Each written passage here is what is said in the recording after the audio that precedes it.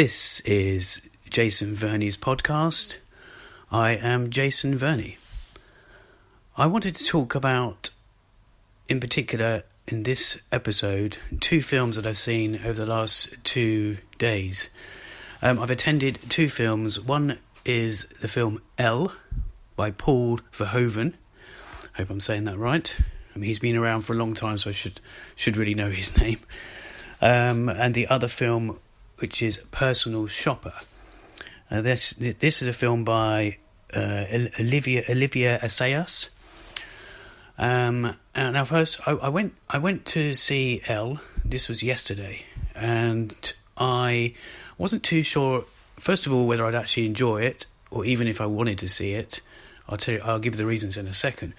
But also, I didn't know if I really wanted to review it, even after watching it.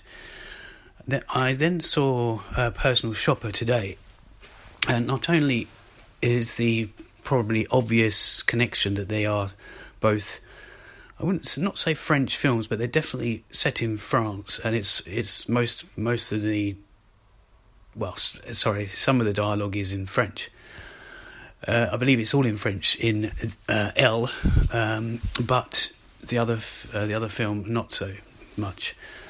So it wasn't just that. There seemed to be quite a few kind of, again, I'm not going to say parallel with the story, but parallels with certain aspects of the film, of each film with the other. So with Elle and with Personal Shopper. So I thought that I couldn't just hold this back. I mean, I wanted to also give my opinions about the film without giving too much away about the particular movies themselves. So it was kind of ironic that I saw two French films, I will say two French-based films or France-based films, one day after another or one time after another, but that's just the way it went.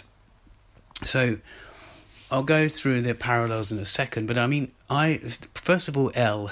Now, Plod Verhoeven, he's known for films like Basic Instinct, RoboCop, Showgirls, Hollow Man. Some of these films, these are what he's most known for, I guess. And I did enjoy Hollow Man in a weird kind of way, but again, the reasons that I got put off was probably because the reason I got put off with seeing Elle this time around. Seeing Elle, is that the some of his intent in his films it's always controversial, and that's intentional. It's either sexual scenes or graphic and sexual scenes, maybe perverted or whatever. I mean, it's always very glossy. Or then you have Starship Troopers, which was, probably it has those elements I just mentioned. But all these films are very glossy, and some people like that. They're kind of normal, and then some scenes will be very kind of animated. And actually, Elle is no different in some ways. It seems quite a bleak film. It's definitely bleak with subject matter, and I guess that's intentional. There are some scenes where there's computer graphics featured. That's because the female character is in quite a male-dominated environment, especially at work, where they are designing what I would say, without giving away, sort of computer games, but also with a sexual element, and perhaps she's actually inputting this the sexual elements into the games, or at least giving the say so. So it's got a very weird side story, I suppose you could say. His films have always been known for that, and I guess Basic Instinct, it was one of those films that everyone talked about, but they talked about it for maybe the wrong reasons. Some people say no, it was perhaps a good thriller. But it's the way he does these films. I'm not saying he's a bad filmmaker, but it put me off a bit about of what to expect. I thought it was going to be that, but I'd also heard people say that this film Elle is not so much like his other films. Something worth noting, I did hear that he did plan to film this or make this in America. I don't know if it was going to be in French or whether it was going to be American or whether it's more Hollywoody. So it's it's very unsettling film. But that said, it's got a lot of humour in it. Personally, I wasn't sure if I should be laughing at the scenes. In fact, I wasn't really laughing, but I knew they were meant to be funny, but there was audience members laughing. But, I didn't want to necessarily enjoy it. Part of me was saying I shouldn't enjoy this because I'm not a big fan of his, but that's not the right way to go. That's not the right way to go about being a film critic or going in with a blank slate. So, yeah, but it's going back to the film and touching on the story. It's the subject matter. It involves violence, abusive sexual scenes, and it's very male dominated. The film, there are female characters in it, but it's there's the male characters. She's got a past. Of course, everyone's got a past, but it's good that the various things come out about her past and what she's been through, what her family's been through, what her son is going through. So yeah, it's very dark in that respect, and it just takes turns that you think, oh, this is wrong, or this is weird, this is just strange. It's also the scenes that are particularly graphic or violent or suddenly violent they seem to be, deliberately pumped up. The volume is pumped up, the music, to scare you or to shock you or to whatever. Now, again, that's surely deliberate, but it's worth noting. Again, I'm not giving any of this away. It's just giving you a hint of the style or the feel. Yeah, so it's. I mean, what goes on in the film and what happens to her. She's got a lot of male friends or exes, and she's actually got. You could say she's got men that she's kind of queuing up to be with her, either exes or people at work. And she's, if anything, though, I wouldn't say, as much as you could see this film in some ways, or the characters especially, as being misogynistic. It's really she's playing the men along. I don't think she's playing them as in acting them. That's bizarre.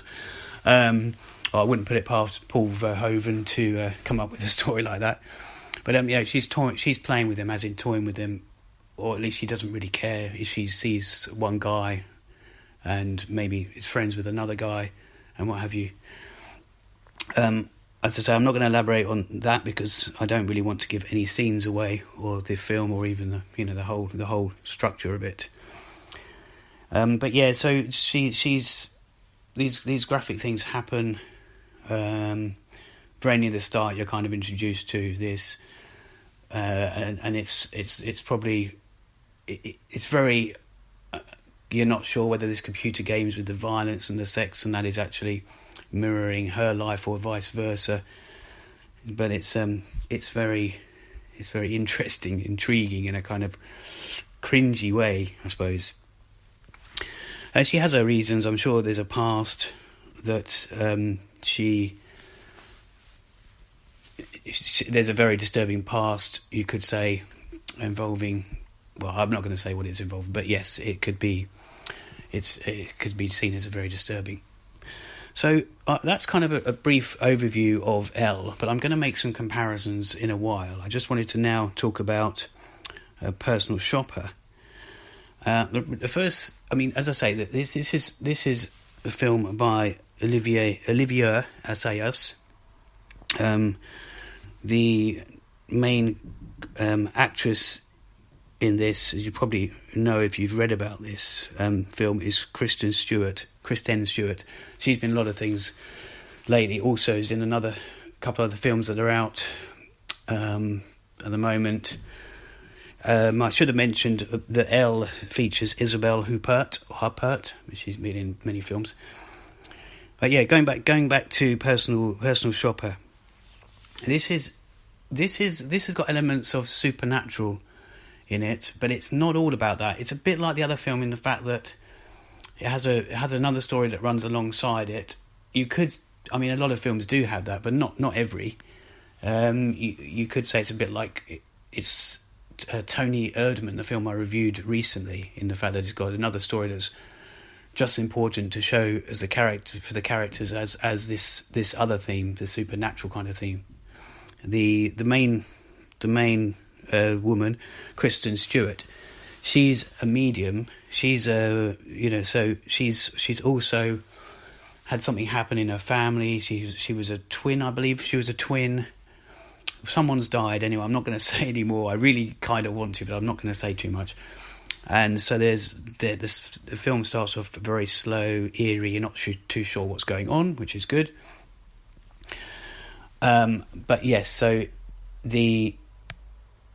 she's a medium. That's one story. But the other story is she's a personal shopper for a very sort of high profile fashion person, or someone who has to dress up all the time in dresses and what have you.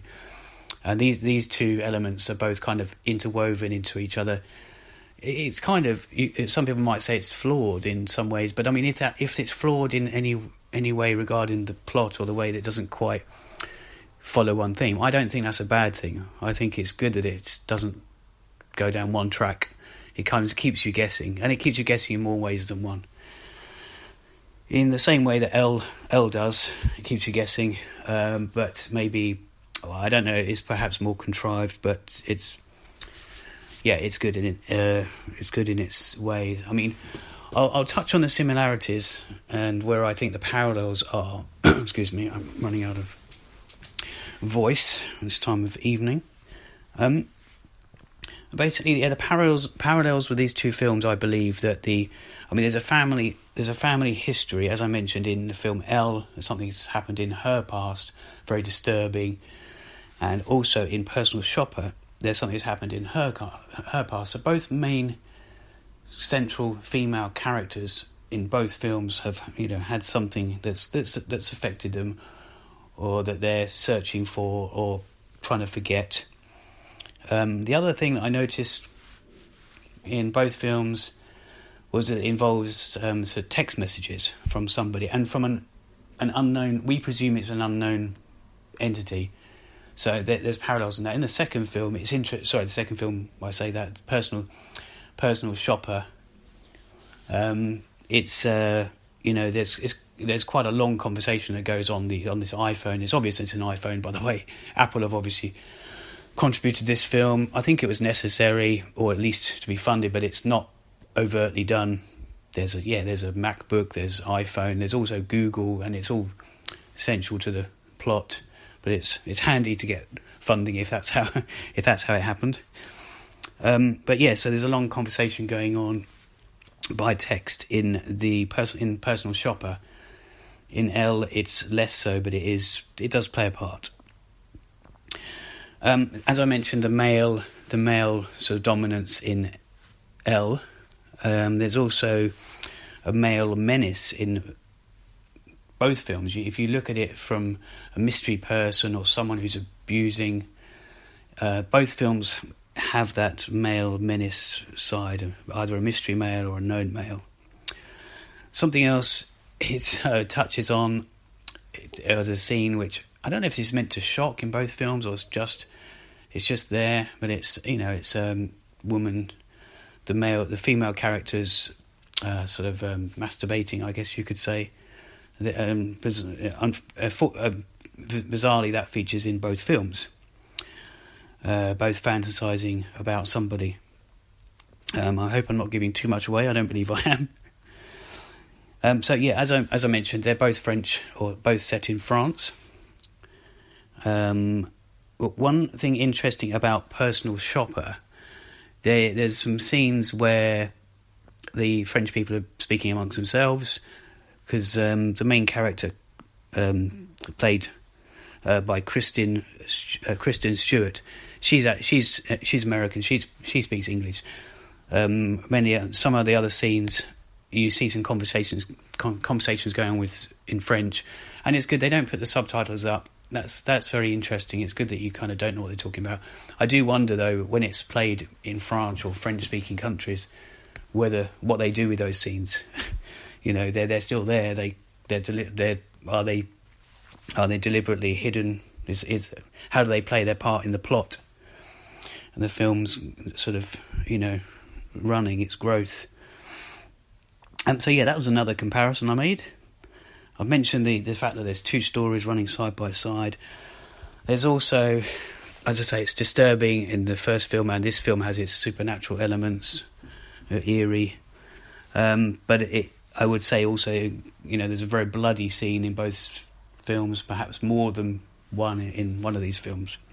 It's you could say also that they're both kind of whodunit films, in some way or another. Definitely, who is it? Who is that person? So it's interesting. I mean, I couldn't help thinking of the word personal shopper and the occupation or vocation that some people have, which is mystery shopper, and then thinking, who is this person? Who is this person on the other end of the phone that's messaging this Kristen Stewart's character? As I say, both have strong central main characters, female, and they're both very different films. But I couldn't help drawing these comparisons or parallels. Paranormal in the latter film I mentioned, Personal Shopper, perhaps other misogynistic elements in Elle. They're kind of very similar themes in places, but they're very different films actually. Now I'm wondering if there's something I've missed here. There was I mentioned that in Elle, the Paul Verhoeven film, that there were scenes that were funny. As I say, they were amusing, and I don't know if that was to deliberately weigh the sort of disturbingness of it, and to sort of level it out with humour. But it was an interesting way to do things. I've seen other films like that where they've been shocking, but at the same time they've been, comedic in other ways. I do recommend Personal Shopper more than I do Elle, but that's a personal taste. You might prefer Elle, if you like, for sort of weird, sort of fast. It's not fast paced. It's more thriller, definitely more thriller than Personal Shopper is.